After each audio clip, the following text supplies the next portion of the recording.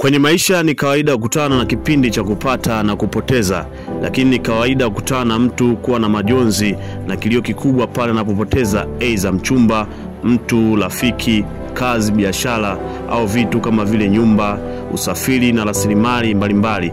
Ni kawaida kumkuta mtu kuwa na majonzi na kilio kikubwa juu ya matokeo yanayoambatana na kupoteza vitu alivyovizoea. Lakini sikia nikwambie siri hii. Kwenye maisha yako hakuna kitu kinakuja na kupotea kwa bahati mbaya.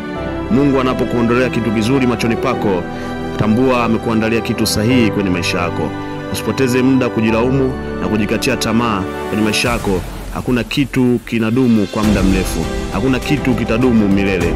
Hivyo kila hatua, kila nyakati, kila majira unahitaji mtu mpya, kazi mpya na marafiki wapya kwa maendeleo yako mapya. Hii ni DSL Media na mimi Daudi Sangarista aka Shishimbi Dadoni, mtu ya Kongo, mtu ya kazi.